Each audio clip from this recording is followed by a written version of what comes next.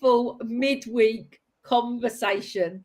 Well, this one's going to be a bit of a challenge because Paul's internet is a little bit dodgy.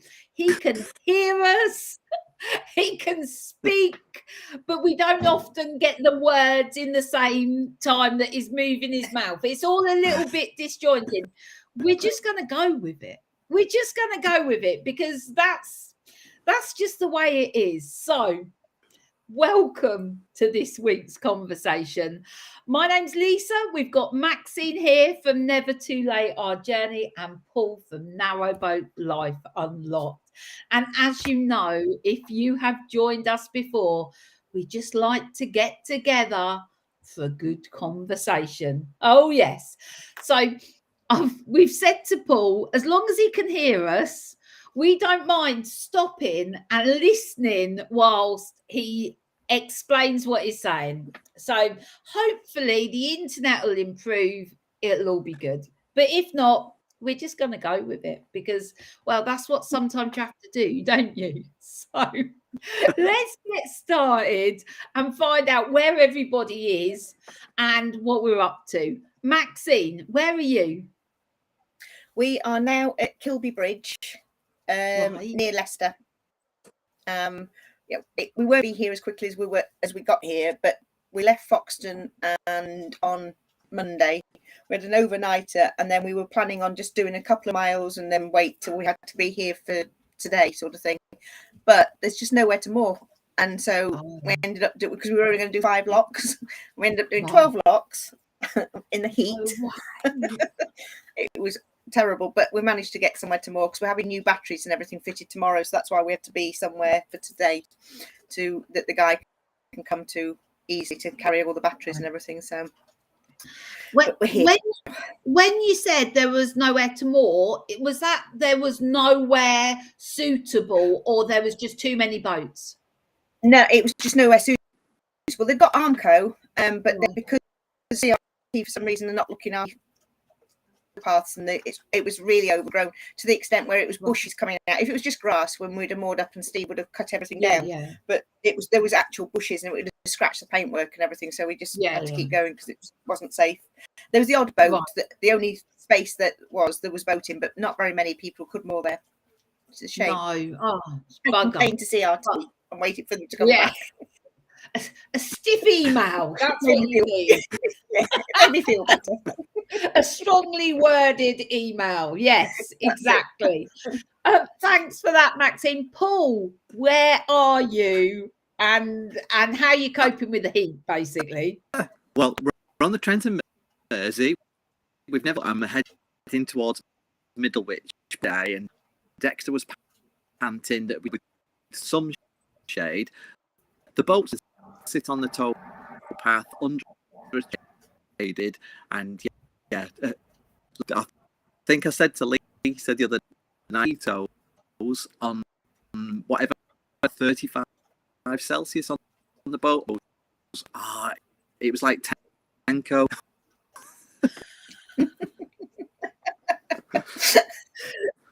So, Paul, we heard some of that. It's been hot, basically. It has been hot, but you did manage to find some shade because you told me that you'd managed to find a good spot.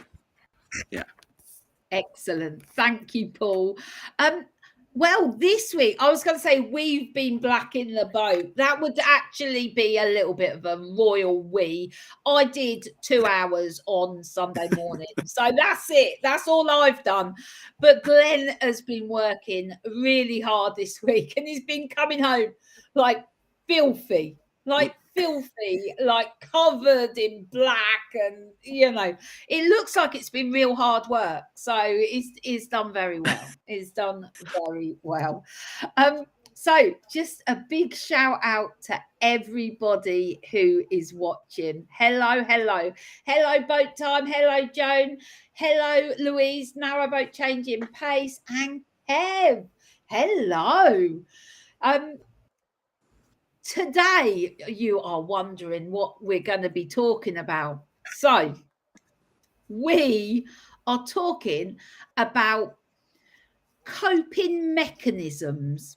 So, That's a posh way of saying, what do you do when? So, what do you do when you're feeling overwhelmed? What do you do when you're feeling down? And what do you do when you take yourself too seriously? That last one's for me at the end, particularly. So, I thought it'd be a really good idea to share how we get ourselves out of those moods, basically, and to ask you to share your coping mechanisms as well, because they're just good resources to be able to pull on when you're not feeling great. So, which one should we start with? Overwhelm, feeling down, or taking yourself too seriously? What do you reckon? Too seriously? Should we start with that one? Of course, causes some of the problems, doesn't it? Okay. All right. So, well, let's ask the question, because there might be some people watching that are like, no, never do I take myself too seriously. So who does? Who takes themselves too seriously at times? I do. Yeah. and not only just too seriously, sometimes it's like the whole world is just like, you know, revolving around me, and I'm like, you know, the center of it. So first of all, how do you recognize, what does that look like to you, Maxine, when you take yourself too seriously? Does it sneak up on you, and you suddenly get a realization that you're there, or what does that look like to you? I would say it's something that sneaks up and then it just blows up in my face, basically. I think, yeah, right. And you think, well, you know, why? And you get cross with yourself. Well, I get cross with myself and think, right, back to basics and stop, you know, being a prima donna, really. I love that analogy. It sneaks up on you, blows up in your face. Yeah. Paul, what does taking yourself too seriously look like for you? Yeah, it's mentioned in America a few years ago. Always try and think out. That's what it is. You become so and take yourself so seriously outside the box. Yeah. Oh, Paul, we are losing the essence of what you're saying. Something about thinking outside the box.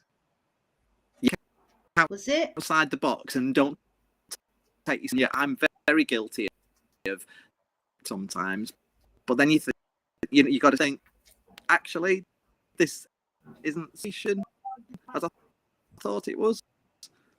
Yeah, so I think you're saying that when you take yourself too seriously, you sometimes then think, well, actually, this isn't as important, or isn't as. Is that what you're saying, Paul? Yeah. Or is the world, is it?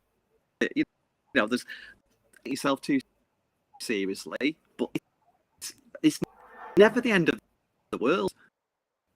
Worse things could happen. It's easier to deal with that, I think. Yeah. So you're saying it's never the end of the world, and there's worse things that can happen. Is that what you're saying? So yeah, I agree. So last week, which to be honest, that conversation was fantastic for me last week, because as you know, I'd been in like a right old tiz was. And the realization sort of about a day or so after that conversation was like, am I just taking myself a little bit too seriously here? Am I just thinking too much about this? Do I just need to lighten up and live my life?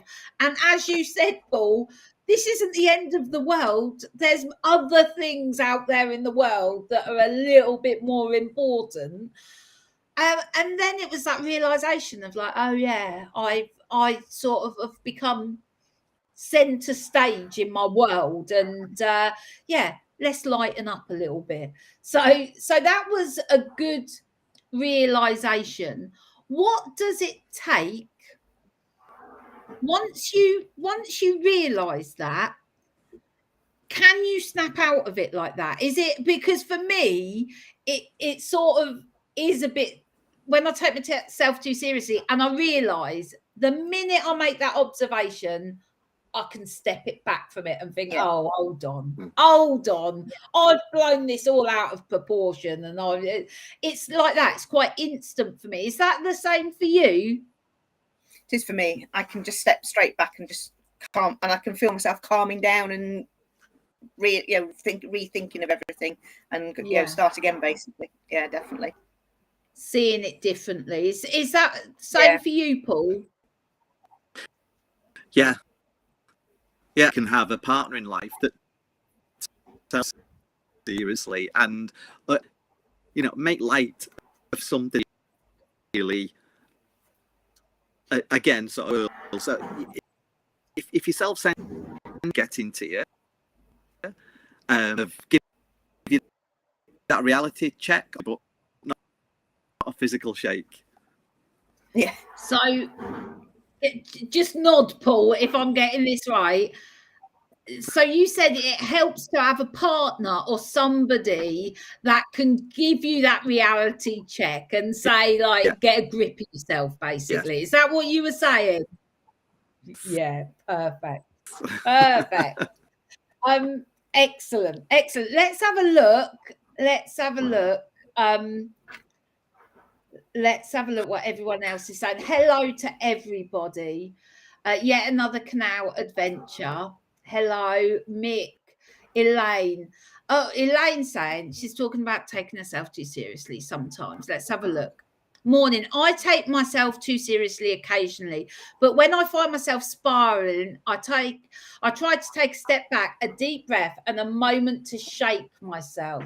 I think that's it, isn't it? I think it is that moment when you realise, when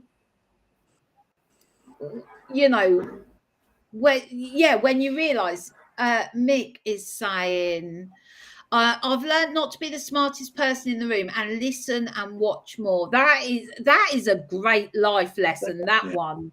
That really is. Kev, did you get the microphone off Norman Collier?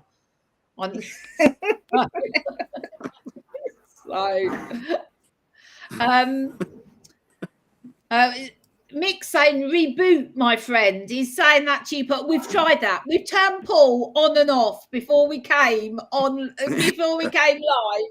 felt bad. I was like, Paul, I'm switching you off and then back on again. It didn't work. And you actually switched from 12 volt to something else here, and that still didn't work. Yeah.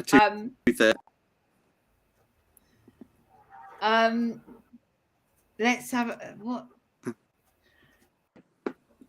After being involved in scouting for far too many years, friends will soon stop me from being too serious and the phrase, suck it up, princess. I can't now take myself too seriously. That is brilliant. That's just what you said, Paul, about having somebody like a friend or a partner who sort of just brings that to your attention. I think that's really valuable, isn't it? So, so I think that's okay. What if you don't have that realization? You end up taking yourself seriously for too long. I mean, we're quite lucky, I think, that we have that moment of realization. Paul, did you put your hand up? Are you that person? If I take myself too seriously, I can sulk for days. I've done that for a long time, taking myself too seriously as I get. Now, I think you said, Paul, that you can then sulk for days. You've said that before. You're a big sulker. You are. So, what makes me think about taking myself too seriously? That conversation I had last week about creating something of value and doing something big, and and that realization of actually just slow it down. It's not that it's not important, but don't take yourself too seriously. So don't sweat the small stuff. Absolutely. So that's a good one. Let's move on to the next one then. What do you do when you feel overwhelmed? Now, first, who has the tendency for overwhelm? I'm actually putting 2 hands up. 2 hands. I am a classic overwhelmed. Like, I mean, it follows a pattern. I have brilliant ideas. Oh my goodness! If I had £1 for each of my ideas, I have brilliant ideas. I have energy and excitement. I start them, all of them, at the same time, obviously, and then along comes all the work that comes with it, and then I get overwhelmed, and then I feel rubbish, and then I crash and burn. And then I start the cycle over again. So that's my overwhelmed cycle. I've learned this. Maxine, do you get overwhelmed? Yeah, I do. My tendency, once I do, I can feel it gradually go up, and I usually end up crying. It's classic. Get it out. It ends in tears. It always does. But I am getting better at it now. I don't take on as much as I used to, because before I used to just take, if anybody asked for anything, I used to say yes, and then think, oh, how am I going to get it all done? And so now I do, think now before.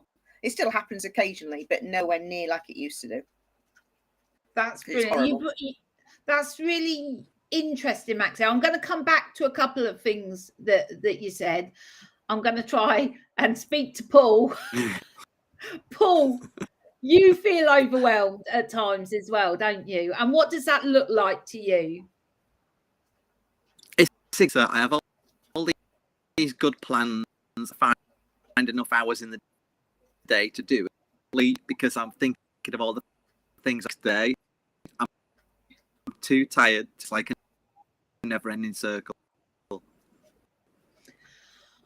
I wonder, Paul, if overwhelm and procrastination go hand in hand, because both me and you, we're good procrastinators as well when stuff needs doing. So I wonder if they go hand in hand. Maxine, you don't strike me as a procrastinator. No, I used to be, but I must admit, the last probably 6 to 8 months, I've really stopped really, and I'm very focused. If I've got something I need to get done, I will get it done. And that's the way I am these days. What's interesting that I've noticed about my overwhelm sort of cycle is when I'm at the caravan or when I'm at the boat, I feel in a way insulated from the demands of the world. And so I feel less overwhelmed the minute I get to either of those places, but I'm more likely to work on something that I love creating, or even if I'm doing work like that I'd see as a chore, it's carried out in a different way because I feel less of the pressure from the world. It's like I'm insulated. Do you find that, Maxine, since you've moved on to the boat, that you're in, you're in a different space, if you know what I mean? Yeah. Also, stopping working for somebody else, working for myself, and moving on to, so the pressure, if I put any pressure or anything like that, it's on me because I put it on myself. And so, and I've realised one before taking on too much and things like that. And now that's why I know how much I want to take, and I'm really strict with it, so that I just don't get that feeling of over. If I do, it's because I've put too much stuff on to me, and then I just have to take a step back and right and prioritize everything, and it works now. Because most of this goes on in our head, doesn't it? Most of that feeling of overwhelm is in there. Paul, how do you balance that? Because obviously you do a lot of art on the boat. Yeah. So I can imagine if, say, you've got a lot of commissions, it's like there's no break from that for you because you're there in that space. How does that feel, and how do you work with that? Really frustrated if I know commission and I've not got enough time to those, let alone sit and book, which was the dream of getting them. I think sometimes it's good to step away from whatever you're doing. With the dog is just a brilliant fresh air and give you some thinking time. Oh, maybe phone a good friend, a good chat with a good friend, and if you chest, but just having that AR and finding that reality check really about things, because it can be stressful. Yeah. So what I heard there was that it's frustrating when you haven't got you feel you haven't got enough time for, like, say, commissions, and when actually the dream was to move onto the boat, to be sitting reading and just like having all this time. But you find that when you go out in nature or to phone a friend, it gives you that sort of different perspective. It gives you that break from that. Is that right, Paul? Yeah. Excellent. Excellent. Let's have a look. Let's have a yeah, there's look, we're not alone. Amy gets overwhelmed easily. Yeah.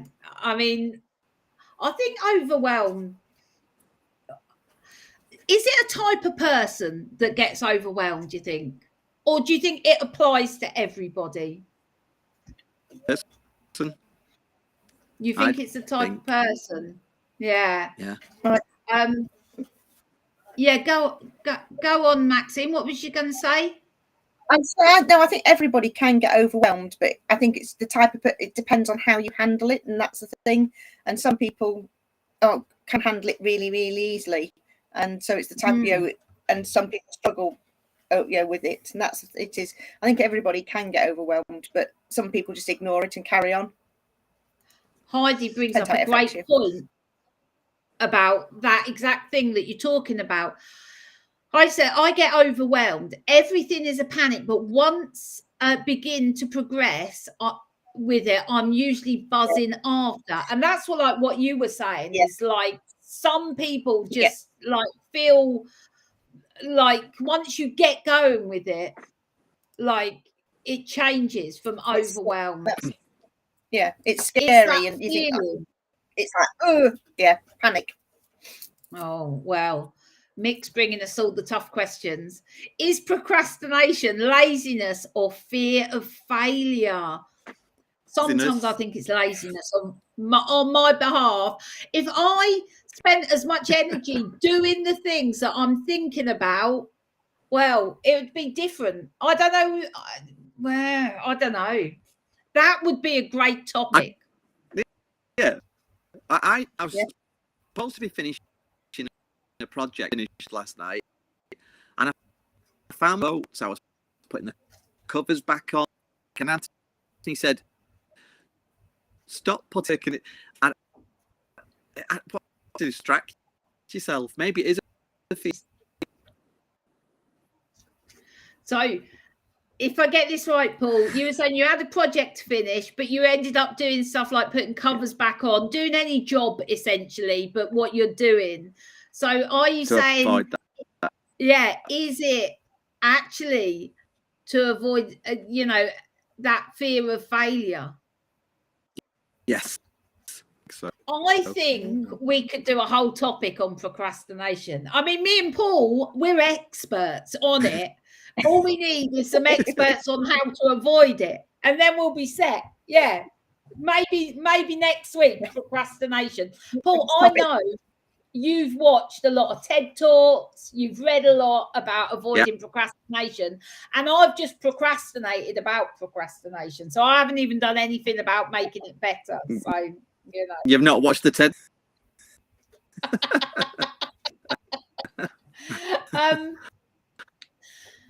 Louise says she feels much calmer on the boat. She calls it boat bubble. And I love that. Yeah. I feel that when I'm on the boat. I feel instantly calmer. Yeah. Amy, again, boat time, says having ADHD, procrastination and being overwhelmed is basically a daily struggle. Setting only one task at a time really helps with that. I find that is good. Setting one task at a time. I have actually just had a conversation with a friend who I hadn't spoken to for ages, and we're both very similar, that we have many projects on the go, and most of them, I was going to say, aren't very successful. I don't mean that. It means, what I mean is they've all got great potential and they never reach their potential because they never get finished. And my friend has just suggested a great way to tackle that. And I'm really excited about it. She says, pick one of them and see it as a 30-day challenge, because in your mind, you're much more engaged with the challenge than like just feeling that you've got to do this task that's hanging over you. So if you set a time frame and see it as a challenge, and after that, you know, that's it, you know, you do what you can. And I absolutely love that idea. So that's very similar to what Amy's saying, of like one task at a time. I love the idea of one task and a time limit for it to focus on. So I often wonder whether I may have a touch of ADHD myself. I tend to be a little bit I see some of the traits and I'm like, oh yeah, that's that maybe and Louise says focus, but easier said than done. Somehow you have to manage it. That's what I love about that whole challenge thing, is it changes the mindset of how I see how I focus. I don't. It'd be a good idea to try it. It's a good idea to try it on something, see how it works, if it works for you. Yeah, I know. I'm well excited to try it. I mean, because rather than being weighed down by all these half-completed projects that have never reached their potential, and I believe in them all as great projects. This ties back into what I was saying last week about me wanting to create something big and of value. I was thinking, well, you know, why don't I just start one or finish one of the projects I've started? I don't need to start something new. Just finish something I've already started. But yeah, I'm going to do that. I watch this space. It's going to be on this week's vlog. I've decided I am starting. To be honest, the one I'm picking is a new project. Because it's just more exciting than the half-finished ones. But I'm going to try the 30-day thing for this new project, try it out, see how it goes. Then I'll pick one of my old projects. So anyway, let's move on from overwhelm. So I just want to say hello to Neil, who's just joined us as well. So what do you do when you feel down is the question. How do you pick yourself up or move on or change that state or mindset from feeling down? How do you change it? I would love to know how you do it and how everybody who's watching does it, because I believe you can't have too many of those tactics and ideas that will help you when you're feeling crap, essentially. So Maxine, Number one, do you ever feel down? Yeah. On many occasions, and I go for a walk. I take Mex for a nice walk, and the other thing, I love cooking, and it really just puts me in my happy place. So I'll end up baking cakes and doing cooking different things if I'm feeling down, because I know it'll get me out of the mood or how I feel. So it's either going for a nice walk or cooking's the way I get myself back on track again. That's excellent. Paul, what about you? Yeah, same as Matt. For a nice walk, I think that really morning walk really helps. Early, and you've got the bird song coming up. It just lifts your spirit. That I find really good to look forward to, and up to a holiday is holiday, if that makes sense. It's just having that to look forward to. So I just missed that last bit. So obviously nature is key for you, being outside, having something to look forward to, having a holiday to look forward to helps keep, definitely in your mind that, at the moment, but I've got that holiday to look forward to. It doesn't have to be an expensive holiday when you're going away somewhere. I mean, I think I've realised in things that make you happy. That's it for me. Yeah. Did you say at the end there, you've realised what makes you happy? Yes. It's the speaking. I actually, so when I'm on it's a gorgeous day and there's butterfly bells and there's birds singing, feel quite emotional because thing to I'm sort of very grateful.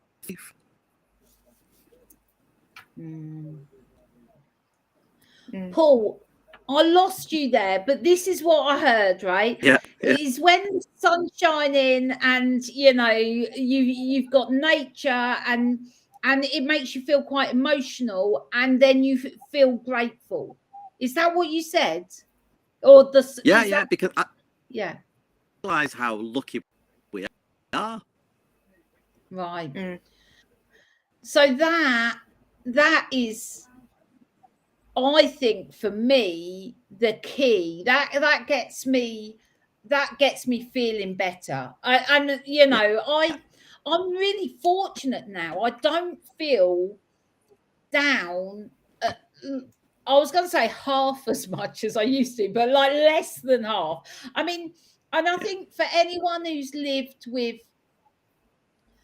depression or just feeling that they haven't found their place in the world, or that things aren't right with their life, people that have lived with that. And to be honest, I spent a good chunk of my 20s in a horrible place where it was even, I often, when I look back, I put on this facade for the world out there, and yet inside, and not just inside my body, but inside my home and inside my life, it was the opposite of that. And that actually felt worse, because it was like I had this great life on the outside, but inside it was, it was awful.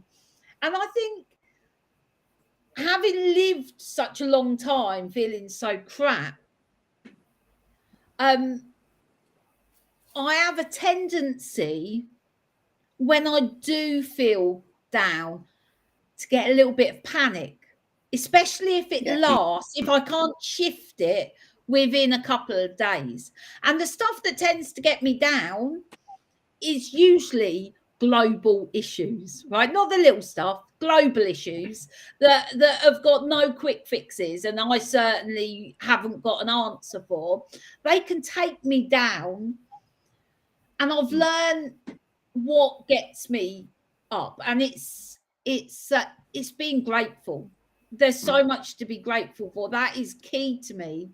But I panic a little if it goes on for more than 2 or 3 days, because that memory of those years of feeling awful, I can remember them. I remember them, you know, I never want to go back there. So I'm always looking, but gratitude is the one for me. So it's mad that thoughts sometimes, can't they? What's that, Paul? Our thoughts sometimes. Yeah. It's our thoughts. Is that what you said? It's our thoughts. Yeah. Most, it's all of it. All of it, I think.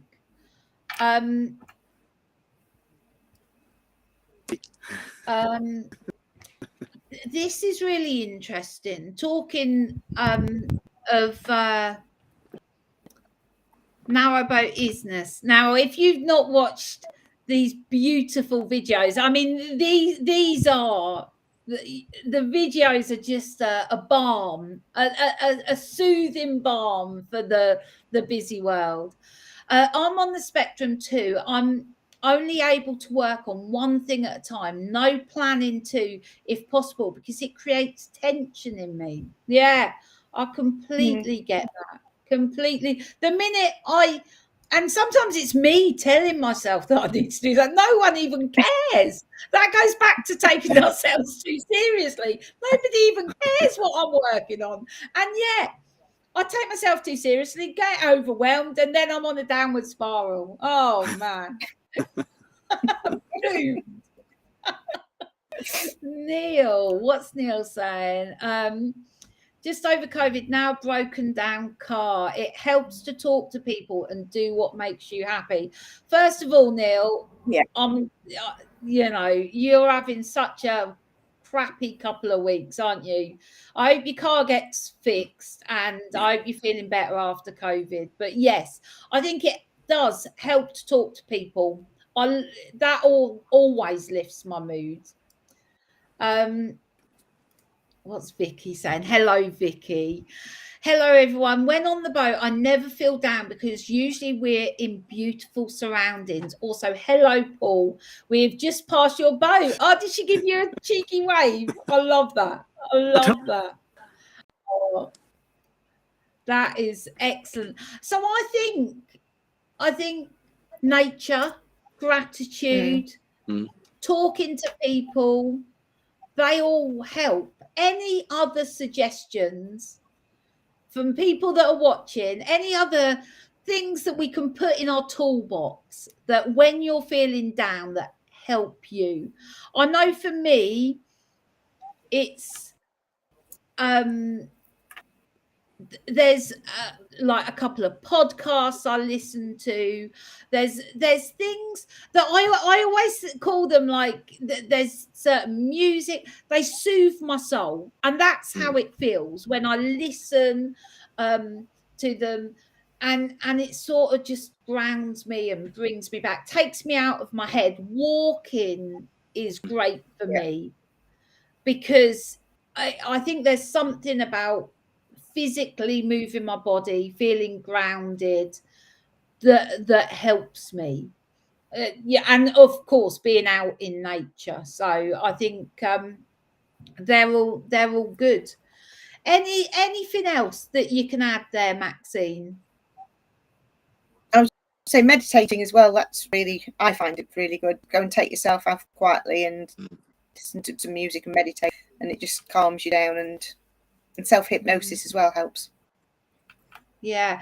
Has anyone tried tapping? Anyone tried tapping? I've heard of it. I've not tried it myself. No. I'd be interested to know if anybody watching us try tapping. If you don't know what I'm talking about, I'm going to do a really bad example. I've tried it a couple of times, as in I've watched a YouTube video, and it was something like, I mean, when I look back, it was something like, I don't know, I can't remember, but what I was tapping for wasn't the deepest of reasons, and like you tap on certain places. I don't know. Is it called EFT or is that something else? I don't know. Tapping, basically. If anyone knows or has tried tapping, I'd be really interested to hear more about that, because I've heard it's really good, and I've spoken to people that have found it to be a great way to calm them and to sort of reconnect with themselves. I'm just interested. Neil's put painting or colouring helps him. I think anything crafty with my hands helps me, especially a craft with a friend. You know, sitting down doing something is lovely. And Vicky, what was that, Paul? Yeah, because you're solely focused on other things. On that task. So Vicky said if she needs a laugh, she listens to comedy on a podcast to brighten my mood. I mean, that's a great one. And I always feel really fortunate that we have access to all these podcasts. I mean, I don't know what I'd do without podcasts. Now, Neil's put tapping can be an autistic or ADHD stim. So